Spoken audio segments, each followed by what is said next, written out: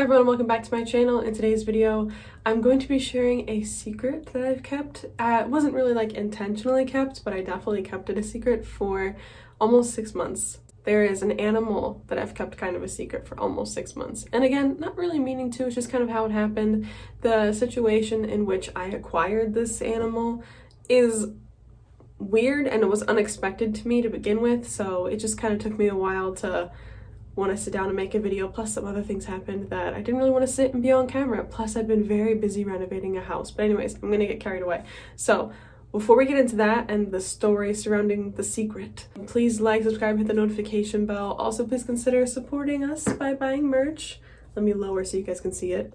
This is the merch, da, da, da, da. Very cute. It's 2 frogs, 0 brain cells. Also, there's some that don't have any words, there's some that are not rainbow font. If you go and check out the links below, you'll see the merch link and then you can go ahead and see all the other variations of it. But I would really appreciate it if you guys supported by buying merch. And with all that said, let's go ahead and get started. So I'm going to leave this animal alone. They're not going to be on video with me because they are sleeping right now. They're a crepuscular species.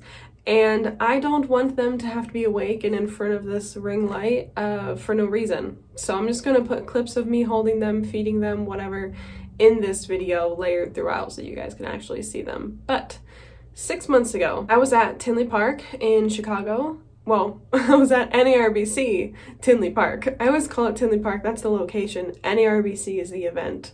Let me just kind of set the stage for you of what it was like that morning getting there. We drove through a blizzard, like an unexpected blizzard, 30 straight minutes going from Kalamazoo, which is where I spend my weekends now, to Chicago or Tinley Park. And it was horrible. We like stopped and thought about just like turning around going home, but we'd have to go back through the storm to go through it. Like it was just a hard time. We got there late and then we couldn't find parking for like a half hour, and it's never taken me that long every time I've gone to Tinley to find parking. It was a disaster. And then as soon as we walk in the doors, we both go to the bathroom.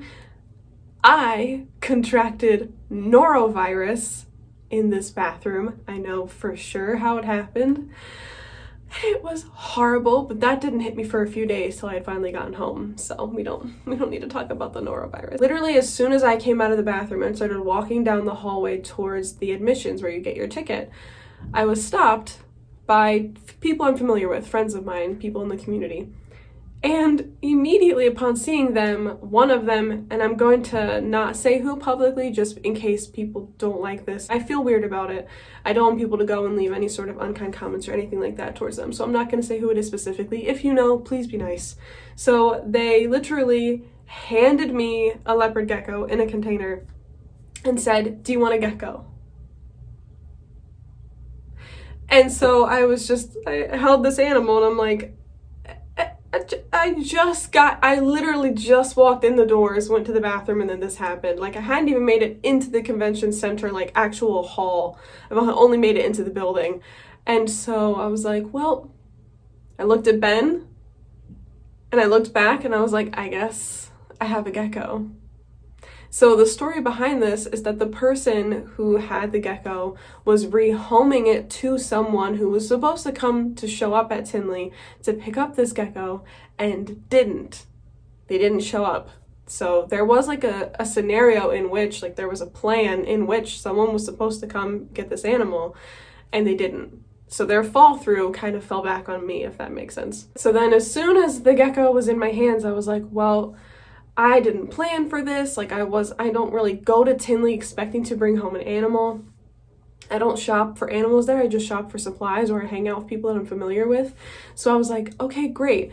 I'm about to spend the night at my friend's house with no reptile supplies. And then I have to drive home 2 hours to Michigan.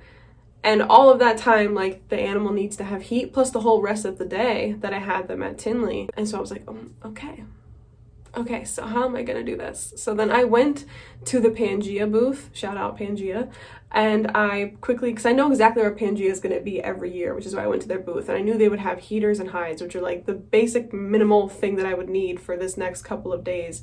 And then also like because I spend the weekends at my boyfriend Ben's in Kalamazoo, I was like, okay, I have to have something for the gecko to be in when I'm there. Like, I had nothing. I was like, you can't just stay in this little container for the next 3 days. So I went to Pangea's booth, picked up a hide, picked up a heater. After Tinley, Ben and I went to a Dick's Sporting Goods, I think, to look for hand warmers, and we also went to a Meijer, and originally we were trying to get the hand warmers at Meijer, but they were like, we don't have them, they're not in season. I was like, okay, great. Even though it's still literally March and there's a blizzard happening, but whatever. So I got a container for the gecko that I could, you know, keep them in, that would allow them to like be able to move around between hot and cold, whatever. And then I had to use the heater and the hide that I got from Pangea. I had to find hand warmers that I could use for transportation purposes, like when the gecko was going to be in the car for hours.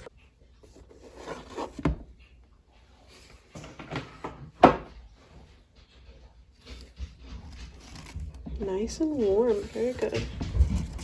Here, I'm going to take these out and we're going to give them an actual heater now. Okay, Bubba. I know, I'm so sorry, it's very scary and very jarring. Here you go, you can have this back. Hi, Luis. So I had to do all of that. So that made Tinley like a little bit interesting. You know, it was a little bit of like a surprise thrown my way, which my therapist knows I don't like. But I'm a planner in my nature, who I am as a planner. Also, running a reptile rescue, planning is not always a thing. Sometimes people just say, here's a gecko, and then that's that. I had mixed feelings about this for a little while, which is why I didn't talk about it. I was okay with the acquisition of the gecko. I think I just felt at that point in time like a tiny bit of like mild frustration. And part of that just came from the fact that I had to now like make sure I could take care of this animal that I wasn't expecting to take care of, not only while I was traveling, but when I got home I had to set up a whole own quarantine enclosure and everything. And it's like when you run a rescue, you're so very limited on space as is, and so it can be really frustrating to, you know, continue to have animals come your way, especially when like there's no sort of preparation time. Sorry I keep changing this. I think it's slowly falling, so if that's happening, I apologize.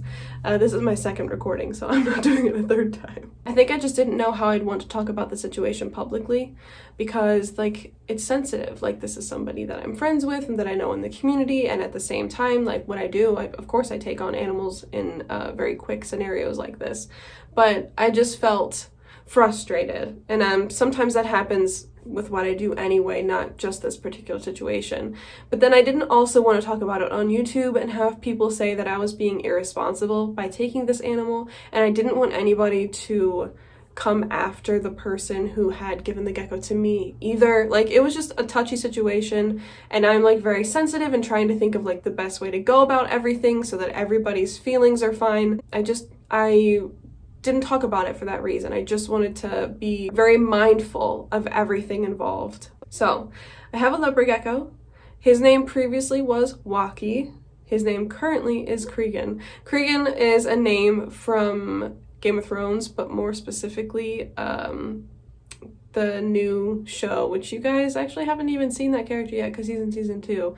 But Cregan is a Stark. A lot of my geckos who are super snows or in a snow line have Stark names. Like my other super snow is Arya. I have a Benjen. So we went with Cregan. And by we, I mean Ben. Ben actually named this gecko because I looked at him and I was like, I don't know what to name him. And having just finished House of the Dragon, it's based off of the book Fire and Blood, I believe. But it's called House of the Dragon. And it has Cregan in it, but we haven't seen Cregan yet. So eventually you will. Eventually it'll make sense that there's a character named Cregan, and I didn't just pick Cregan as a name for this gecko because all my geckos have Game of Thrones names. Before the bad season, if I had been able to see into the future and know that they were going to mess up Game of Thrones that bad, I would have said, I'm good actually, I'll just pick different names. But here we are, like 36 geckos? 37 geckos? I don't know, some amount of geckos in the 30s deep. And they all have Game of Thrones names, with the exception of like 2 of them. So, you know, it is what it is. He is a very big gecko, very robust and healthy, which is not something you often see with super snows. He's a great eater. He loves to hunt his own food, so I do give him that option when I'm like I just drop them in with tongs and let him go to work. He has a bigger enclosure. The problem is I am currently renovating the new reptile space in Michigan. And so he will have to be in a less than ideal enclosure until we move to the bigger space. And that's another reason why I didn't share him, is I don't want people to see the way that I keep him and think that that's an appropriate way to keep a gecko long term, because it's not. It's also not what he will have eventually. Again, like, I did not know this gecko was coming into my life. I did the best with the circumstances that I was given, you know. But when he does move to Michigan, he has a 36 by 18 by 18 enclosure already waiting for him. It's fully assembled in Michigan. I just don't want to keep him there full time because it's not like a fully set up reptile room yet. It's just, I needed somewhere to put the enclosure, and I was like, Ben, can I put it in your house? And so sometimes we use it for, like, recently my blue-tongued skink Haku had to go back and forth with me because she was having a daily medication for an issue that we're not really sure what's going on yet, and I can't really make a post about that yet other than, like, on Instagram. I'll talk about it there, but I don't know what for sure is going on with Haku yet, so I can't really talk about it, but she was on medication, and so I was bringing her back and forth with me to Kalamazoo, which my vet approved and said that that was fine to do and recommended. So I did have vet approval before I did that, and we were using that enclosure for like quarantine temporary situation for her while she was there with me the few days that I'm in Michigan fixing up the house and hanging out with Ben. So it's been a very trying time, okay? Like, I thought running a reptile rescue was hard work. Try running a reptile rescue and renovating a house at the same time. Actually, don't try it. I don't recommend it. It's hard. It's very challenging.